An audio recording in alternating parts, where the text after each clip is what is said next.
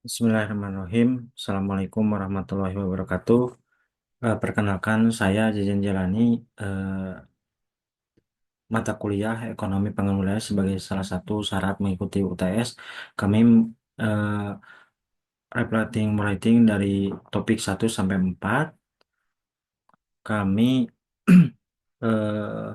selanjutnya juga eh, ter- mereview terhadap salah satu YouTube webinar. Baik, untuk mempersingkat waktu, kita mulai saja untuk kita bahas.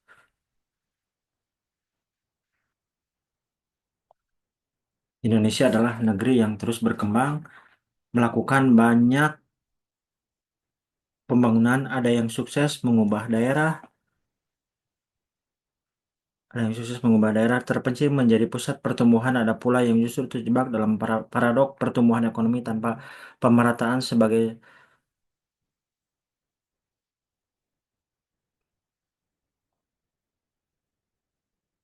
Terjebak paradok pertumbuhan ekonomi tanpa pemerataan. Sebagai seorang yang lahir dan besar di Indonesia, saya menyaksikan langsung bagaimana suatu wilayah tumbuh pusat sebagai pusat ekonomi regional, sementara wilayah lain yang bertetangga masih bergulat dengan keterbatasan struktur pemilih yang menarik pertanyaan mendasar mengapa pembagian wilayah Indonesia seringkali tidak merata. Empat teori utama yang digunakan Ground Paul, Peruk 95, teori lokasi, kemudian autokrasi spasial, basic ekonomi tahun 95. Selanjutnya, tujuan utama eh, pertama adalah menggali pengalaman dan pemahaman awali ekonomi pangan wilayah. Yang kedua, menganalisa tantangan serta peluang penerapan konsep di Indonesia. Tiga, merefleksi pelajaran dan perubahan pemikiran dalam mengembangkan awal ekonomi pengembangan wilayah. Nah, selanjutnya, laporan BPS tentang pertumbuhan PDRB Kabupaten Jember mencapai 6,5% tahun 5, sementara angka kemiskinan di kecamatan sekitar stagnan.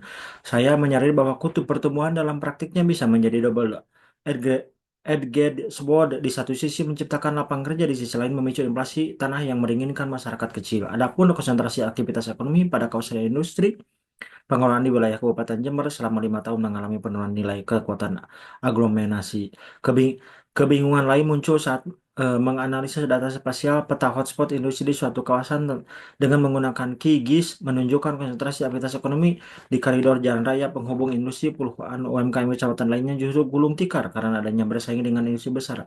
Autokrasi spasial positif dan tidak terjadi. Pengamanan paling paradok datang dari analisa basis ekonomi. Meski suatu kabupaten memiliki LQ lebih besar dua di sekitar pengolahan, tetapi industri terkait justru menunjukkan ketergantungan pada bahan baku impor. Teori North tentang situasi pendapatan basis ekonomi seperti kehilangan relevansi ketika menjadi 7% keuntungan perusahaan dibawa keluar daerah. Nah, ini pertama analisa kritik growth poll dari status khusus satuan wilayah pengembangan di Jawa Timur yang mencakup Kabupaten Jember, Kabupaten Bondowoso, di Kabupaten Situbondo. Di satu sisi, dua kabupaten ini berkembang dengan cepat, sementara Kabupaten Situbondo yang berlangsung masuk dalam kategori yang tertinggal. Kemudian teori pemilihan lokasi dari kasus aglomerasi industri pengelolaan di Jember. Saya bertanya, mengapa dipilih lokasi ini? Algoritma memberi pengaruh berupa penghematan lokasi dan penghematan urbanisasi. Dalam praktik, keputusan lokasi adalah hal kalkulasi. Akan tetapi, berdasarkan indeks gini, lokalisasi terjadi penurunan pada nilai tahun 2011-2015. Kemudian autokorelasi spasial, konsep dasar dalam statistik spasial menunjukkan sejauh mana suatu fenomena memiliki keterkaitan antara lokasi, di mana terdapat tiga jenis autokorelasi: positif, negatif, dan tidak ada autokorelasi. Pengaplikasian autokorelasi digunakan untuk mengidentifikasi kemiskinan, pemukiman, kelimpahan, distribusi pada fasilitas publik. Basis ekonomi dari studi kasus analisis sektor basis di Kabupaten Sampang, di mana sektor basisnya adalah pertanian, kehutanan, perikanan, pertambangan, penggalian, administrasi pemerintah, pertahanan, dan jaminan sosial wajib. Akan tetapi untuk sektor unggulan seperti pertanian, kehutanan, perikanan, pertambangan,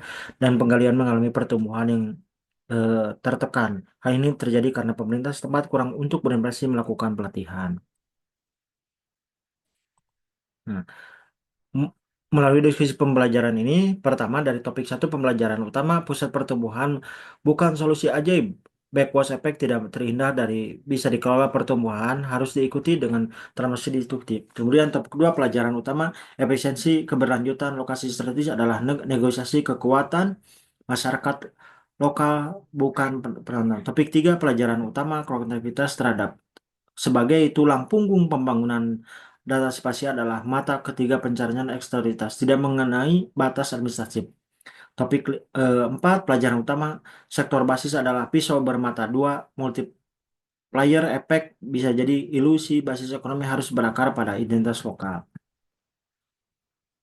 Topik 1 itu apa apa ketantangan dan solusi ketimpangan wilayah backboss, pertumbuhan terpusat dari satu wilayah menyebabkan daerah sekitarnya tertinggi. Solusinya adalah pembangunan infrastruktur penghubung. Yang kedua adalah program spillover effect terarah. Kemudian tantangannya adalah tergantungan pada satu sektor monokultur ekonomi, resiko krisis saat sektor utama terganggu. Solusinya adalah diversifikasi ekonomi berbasis cluster. Yang kedua pengembangan ekonomi sirkular. Konflik sosial ekologis, ekonomi, industri mengorbankan masyarakat lokal dan lingkungan. Skema bagi hasil sumber daya penerapan AMDAL dan partisipatif. Nah, selanjutnya dari topik 2, tantangan dan solusinya kompleksitas analisa lokasi teori untuk menangani dinamika modern, analisa lokal, multivariat, simulasi berbasis AI. Kemudian tekanan lingkungan, pemilihan lokasi, pemilihan industri, pengabdian daya dukung ekologis. Solusinya ada kriteria ESG, environmental, social government, internship lokal hijau, kemudian konflik tata ruang, tumpang tindih, peruntukan lahan, sistem informasi geospasial serta mekanisme resolusi konflik partisipatif. Nah, kemudian topik ketiga, tantangannya adalah data spesial terbatas minimnya data geospasial akurat untuk analisa mendalam. Big data, citizen social, citizen, citizen. Yang kedua, integrasi data lintas sektor. Kemudian tantangannya ketidakmerataan konsekuensi wilayah terisolasi sulit terintegrasi dalam jaringan ekonomi. Kemudian pengembangan koridor ekonomi. Kedua, infrastruktur digital inklusif. Dampak negatif klaster industri, polusi dan degradasi lingkungan terkonsen. Donasi berbasis daya dukung lingkungan, early warning, sistem spasial. Nah, kemudian topik keempat, tantangannya adalah kebocoran ekonomi pendaftaran sektor bisa tidak di kementerian lokal. Hilirisasi industri wajib, skema investasi saham lokal, ketergantungan komoditas, ketentraman terhadap situasi harga lokal, diversifikasi produk aturan dan lumbung komoditas nasional. Kemudian tantangannya adalah kesenjangan SDM lokal tidak terserap di sektor industrinya adalah pendidikan vokasi spesifik, klaster program magang industri wajib. Selanjutnya, ini transformasi pemikiran dari pertemuan ke perseimbangan, dari lokasi ke ekosistem, dari data ke narasi, dari sektor ke sistem. Perjalanan analisa keempat, kelompok teori ini adalah mengubah cara pandang saya secara fundamental. Awalnya saya melihat pembangunan wilayah sebagai proses linear. Di sektor unggulan investasi, pertumbuhan ekonomi, pembangunan adalah seni menyeimbangkan kepentingan saling bertautan.